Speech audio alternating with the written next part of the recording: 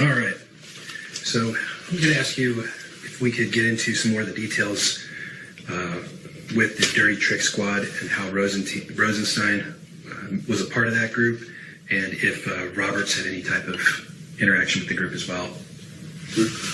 Dirty Trick Squad, it was just a nickname. It certainly wasn't anything official. It was a group of people that were either dirty or they controlled. I was one that was controlled. There was Rod, Sean Henry, FBI, Sean Bridges, Secret Service, Joseph Rosati, who was in the DEA, Alan Borishock was ATF, Greg Utz, who was the TFO with the DEA, but he was formerly Baltimore County Police. This was the basis of the Dirty Trick Squad. The computer experts, you had the muscle, you had the technical experts, and that's what they were doing.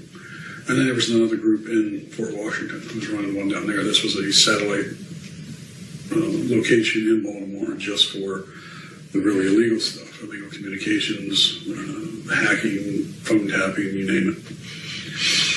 And those people involved, they concentrated their main focus all the time, Title III judges, federal judges. But they would go after anyone, political rivals, sitting politicians, anybody they needed to go after, anybody they were pointed at. They went after family members of judges and compromised people as much as they possibly could. They had no problem hacking computers and planting information to compromise people. This is something they had done numerous times. Rod had done this for years and years. So had Sean Bridges, where they would finagle a case that they had before the court where, for instance, they would arrest the gentleman and he had money. He had property and something. He had the resources to fight them. They didn't like that. So Sean would go in, plant child porn on their computer. And what do you do? Oh, an examination. Now you got this on there. I don't know anything about it. Well, it's on there. We're going to charge you. And then he didn't want that. It ruined his life. Didn't want to go to prison as a pedophile. You know what happens. And things like that. And they would use this as leverage in hundreds and hundreds and hundreds of cases. And then he would plead, as person they charged would plead to a lesser charge that would not show up on the record, but he would have to forfeit property, money, things like that. And they would skim their percentage off. Sean Bridges was particularly good at it. It was his specialty. And he had done this at the county and state level. That's why he got in trouble a couple times, so much why he came under the sight of Rod Rosenstein, who got him up to federal. Sean did not like Obama. Didn't like Hillary.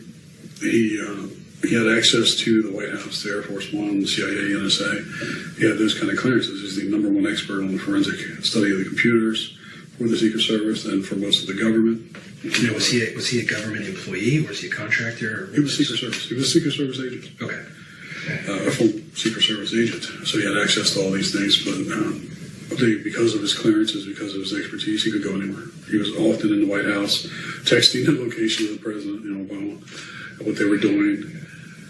He hacked Obama's BlackBerry just for fun, things like that. He shared messages with people, hacked the girls' phones. I mean, it was nothing for him. He had lists of people that he would just call up and watch them do their daily stuff. He's just truly gifted with the computers. I'm good at the computers. I can do any of it you need, but he's just one of those people born to do it. He can do it like breathing. He's a violent person, which belies his size. He's only about 5'9", 5'8". He's maybe 120 pounds when he's not drinking.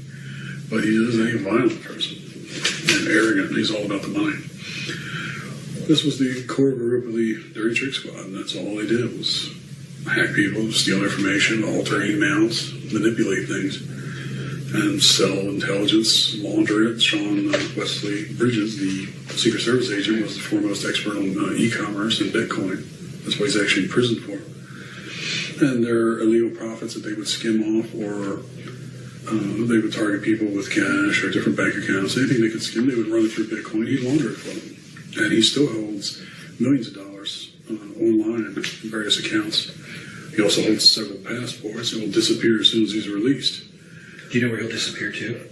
Central or South America. He's discussed Argentina and Colombia as possibilities because his wife's family is from there. They have family there. He was able to purchase legitimate passports and documents from governments in South America. But he has the money to do so. So he's all about the money. Okay, can you tell me about Alan Borshak? Borshak, he's an ATF. He's retired now.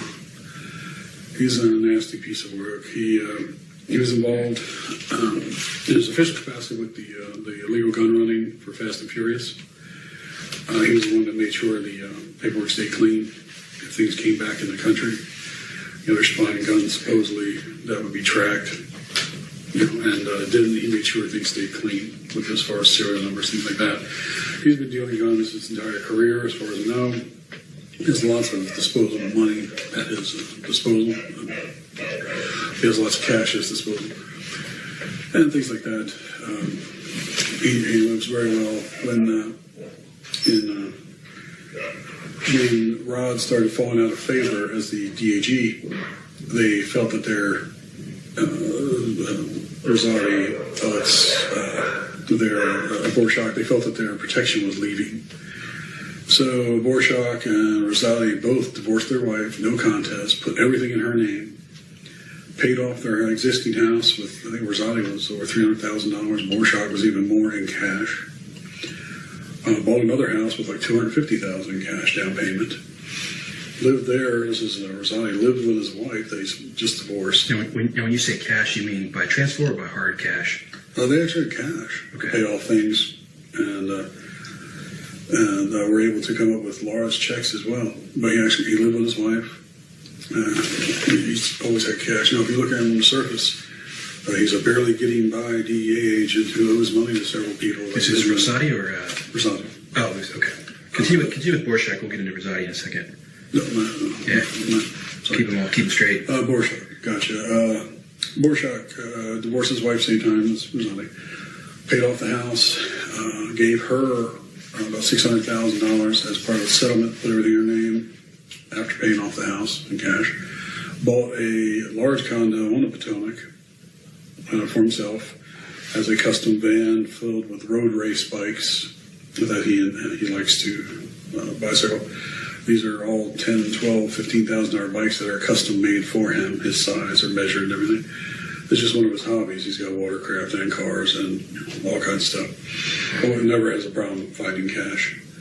And because he's dealing guns and helps people clear up stuff that is out there. So, he helps supply the firearm for Seth Rich.